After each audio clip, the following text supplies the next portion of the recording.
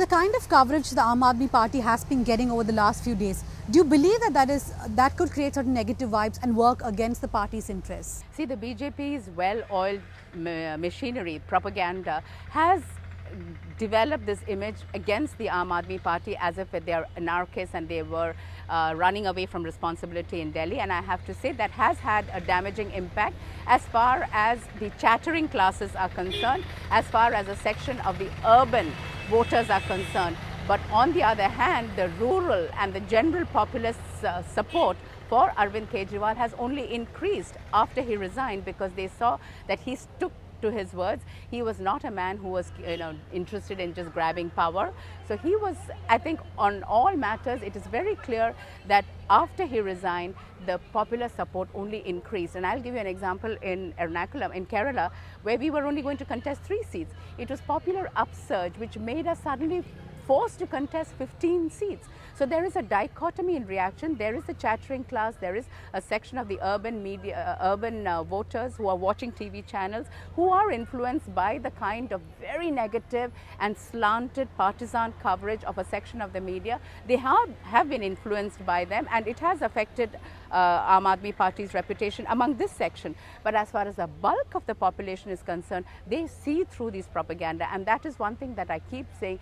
Indian democracy has been saved again and again, not by the chattering classes, not by the so-called intelligentsia and the upper middle class urban voters, but by the Aam Aadmi. The ordinary citizens of India time and again have saved Indian democracy, not this section. So once again, I am sure that they will save Indian democracy by supporting Aam Aadmi Party. But can you blame just propaganda? There has been certain behavior from the Aam Aadmi Party, too many voices coming together, sort of making it chaotic.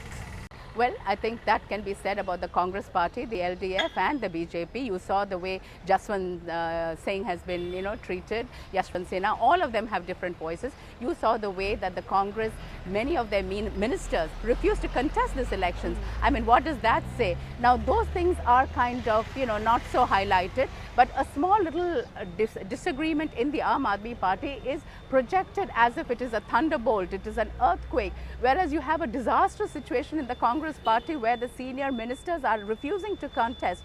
That is the earthquake. So you see this, the way they highlight certain things, the way they plant wrong information, that is contributing to this negativity. And what it all actually boils down to is that India's corrupt ruling elite is threatened by the arrival of Arvind Kejriwal and Aam Aadmi Party, and they are doing their best to discredit this party, to malign and disinform. And that is one of the reasons that I came forward, because I know the media inside out. None of these people over here who are now in the top slots in the media, none of them have the experience that I have. I have it much, much more. And I've seen this over the 35 years, how the disinformation campaign becomes very shrill the more threatened they are. So it is the same repetition. This has happened before. It is a pattern that repeats itself when the corrupt ruling elite feel threatened by the emergence of a new force. The only difference between the earlier forces that arose and Arvind Kejriwal and AAP is simply this, that this party's integrity is not for sale. So when it comes to power, it will not resort to the same games, tricks, corruption as all the other new forces. When they get power, they behave in the exact same way. That is not going to happen with the Aam Aadmi Party, because at the very top level and at the middle level and at the grassroots level, Aam Aadmi Party has attracted people with a social conscience, with strong morals. So I see this not only as a political party, but as a people's movement, as a moral upheaval, as a moral renewal, because this is a large issue that we in India have degraded ourselves. Corruption has sunk in and rotted all our systems. Corruption has gone deep down into every family. So what we need, what we are seeing is a churning, a manthan. And I think a new voice, a new face is going to emerge from this mess. And it's going to be Aam Aadmi Party, which is really the new party, new politics, new generation, new century. Talking about the new generation and coming back to Kerala, one of the biggest problems which Kerala's young faces is, of course, the lack of jobs. The job creation is not up to the mark in Kerala. What is the Aam Aadmi Party's promise to the young in Kerala? See, as far as I'm concerned, the future of the youth is very, very important for me. creating jobs is fundamental, and that is where the private sector's role is so important.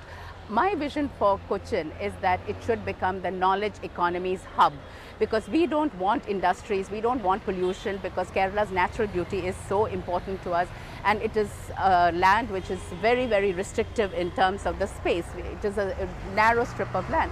So for us, what is most important in these circumstances, in these limitations, is that we develop Cochin as the hub for the knowledge economy, because we have large numbers of youngsters who are educated, but they need better training and more focus to make it the knowledge hub. I want Cochin to be the role model international city that it deserves to be. If you look at statistics, it clearly shows that as far as Kerala is concerned, women are becoming unsafe, more unsafe with every passing day. What is your party's vision? How can something be done about it? See, the thing is, Kerala as a role model state, it emerged on the basis of women's empowerment. That is why we became the role model state. Unfortunately, in the last 20 years, and I see this as a byproduct of the dirty politics that has emerged in Kerala, that women are not safe in the womb to the tomb. They're not safe in their homes. The amount of domestic violence, child abuse, women abuse, sex rackets, all these things have risen so much in the last 20 years, which suggests that there has been a deep moral degradation. So for me, women's empowerment starts at home. We have to change the attitude of men and women. Men are partners in this game-changing philosophy of this new policy that women are our greatest treasure. Girls are our biggest assets. They are the Mahalakshmis. So we must definitely start by changing the situation at home. The second thing is that you would be amazed to see that when I am on my road show, apart from the youth and the women and the general population that support me, the police are so happy to see me and wave enthusiastically. The police are also fed up by this kind of politicization of the police force, and they also face a lot of harassment from the politicians. So what I will do is to request their support in ensuring that safety is a fundamental aspect of life in Cochin. And then the other thing is that I would appeal to all the communities. After all, the police cannot be posted in every nook and corner.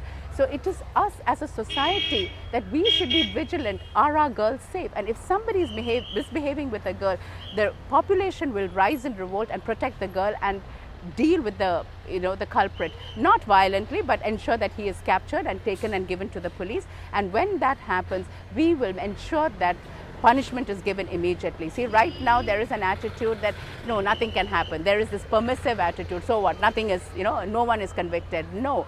If something like this, if a rape incident happens, we will ensure that the person is arrested and sentenced very quickly, so that is a deterrence that no one can get away with misbehavior with women.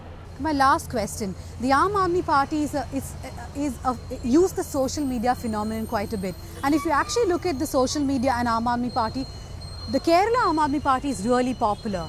But do you think that will convert to votes? Is this your way of reaching out to the young in Kerala? But would that actually translate to vote? The Kerala Aam Aadmi Party is the second biggest hits in the Aam Aadmi Party setup. And that is because the educated Kerala youth, who are all first-time voters, 100,000 new voters, youth voters in Ernakulam, and that is a huge chunk. Don't forget that KV Thomas won by a meager 11,000 votes. So 100,000 votes, new votes, is a huge factor. The second is that we have a large number of NRKs as they are called, who live abroad, and they have been very helpful with fundraising. Much more than our businessmen who don't seem to want to give white money checks. It is the NRIs, the NRKs in the US and Australia and UK who are giving online donations. I have received the maximum number of donations, the maximum amount of donations through online from the urban youth and the youth living in the United States, as also families in the United States. So it has been a great help in terms of finances, and it will translate to votes, because remember, all these people have family members down here, and they tell them that you have to bring change, because Aam Aadmi Party is the voice of change. Well, let's see about that. Thank you very much for joining the Young and Digital platform. Thank you, Dania.